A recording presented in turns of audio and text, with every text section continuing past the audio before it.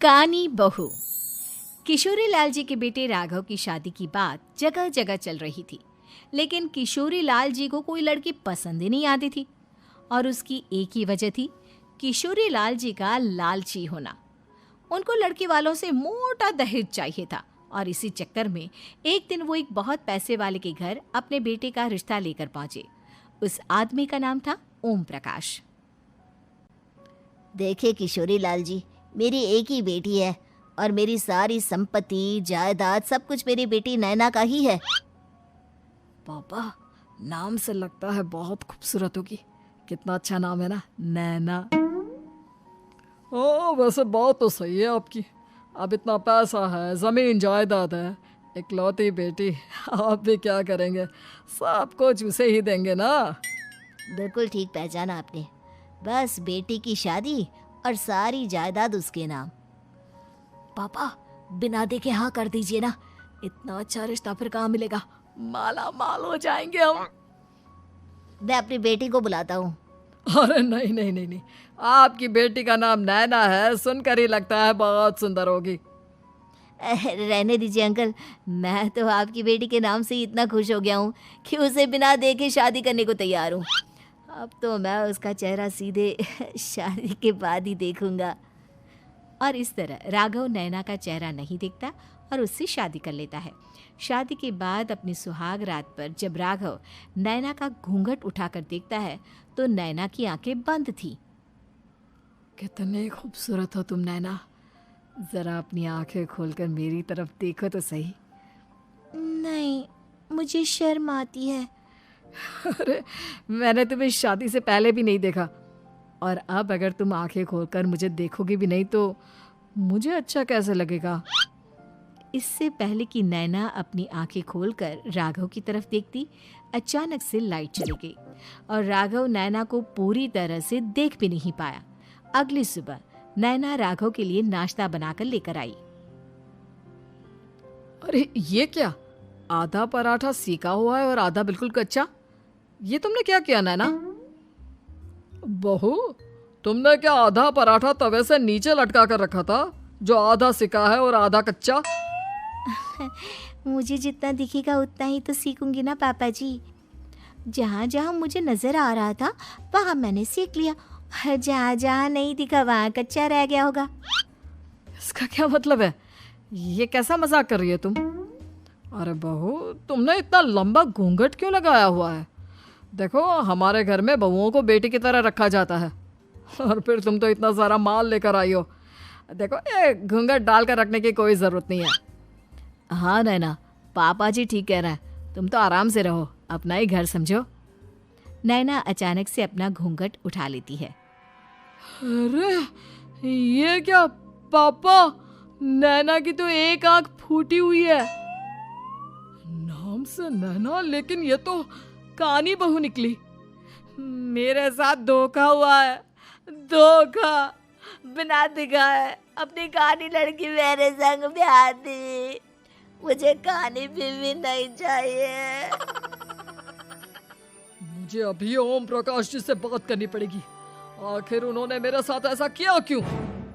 अरे, आप लोगों ने ही तो पापा से कहा था कि आप लोग शादी से पहले मुझे देखना नहीं चाहते। अब मेरे पापा पर क्यों इल्जाम लगा रहे हैं? अरे लेकिन उन्हें बताना तो चाहिए था ना कि तुम कानी हो, एक आंख से तुम्हें दिखाई नहीं देता। किशोरी लाल और राघव नाराज होकर ओम प्रकाश को अपने घर बुलाते हैं। पापा जी, ये आपने क्या किया? शादी से पहले बताया क्यों नहीं कि नैना की आंखों में परेशानी है? अरे, आप ही ने तो लड़की देखने से मना कर दिया था। अरे लेकिन आप बता तो सकते थे। आपको तो हमारी बेटी की प्रॉपर्टी चाहिए थी, वो भी पूरी की पूरी। अब क्या हुआ अगर उसे आधा दिखाई देता है? प्रॉपर्टी तो आपको पूरी मिल गई ना। अरे ये क्या बात हुई? मेरी शादी प्रॉपर्टी से नहीं, आपकी बेटी से हुई है। अब ये तो पहले सोचना चाहिए था, तब तो मेरी प्रॉपर्टी देखकर तुम्हारी जुबान लप लपा रही थी। लेकिन मैं कानी लड़की को अपनी बीवी बनाकर नहीं रख सकता। पापा, कुछ करिए ना आप। हाँ, करता हूँ। देखिए ओम प्रकाश जी, आप हमारे साथ ऐसा नहीं कर सकते। और तुम देखो, अगर तुमने मेरी बेटी से शादी तोड़ी ना, तो जो भी प्रॉपर्टी मैंने तुम्हें दी है वो तो पूरी की पूरी वापस ले ही लूँगा, और आधी प्रॉपर्टी तुम्हारी भी लूँगा। अरे मेरी आधी प्रॉपर्टी भला क्यों लेंगे आप? इसलिए क्योंकि मेरी बेटी को आधा नज़र आता है और उसकी नज़र अभी तक तुम्हारी आधी जायदाद पर ही पड़ी है। अब तुम उसे घर से निकालोगे तो कुछ तो लेकर जाएगी ना। और अगर हम आपकी बेटी को अपने घर की बहू बना कर रखे तो? तो तुम्हारी पूरी प्रॉपर्टी तुम्हारी ही रहेगी, और जो मैंने तुम्हें दिया है ना, उसमें से बस मैं आधा लेकर जाऊंगा। अरे लेकिन अब आप अपनी दी हुई प्रॉपर्टी में से आधी वापस क्यों लेकर जाएंगे? अगर मैं आपकी बेटी को अपनी पत्नी बनाकर रखने को तैयार हूं तो? इसलिए ताकि भविष्य में अगर तुम मेरी बेटी को धोखा दो तो उसके पास कुछ तो रहे जो पति का हो। वैसे मेरे पास तो बहुत कुछ है, लेकिन अपने पति की कोई निशानी तो उसके पास होनी चाहिए ना। अब अगर तुमने मेरी बेटी को कानी कहा तो तुम्हें प्रॉपर्टी भी कानी ही मिलेगी, पूरी नहीं। जमाए राजा। किशोरी लाल और राघव समझ चुके थे कि वो बुरी तरह फंस चुके हैं और अब उनके पास वहां से निकलने का कोई चारा नहीं है। अब समझ में आया ना, लालच बुरी बला होती है। एक तो तुम्हें प्रॉपर्टी मिली, ऊपर से बीवी मिली, उसमें तुम्हें नखरे भी दिखाने हैं। आए बड़े, चुपचाप बैठो दोनों। कुछ दिनों के बाद नैना राघव की कार लेकर बाजार घूमने निकलती है और जब कार लेकर वापस आती है, ये क्या? एक तरफ से मेरी गाड़ी पूरी खराब हो चुकी है।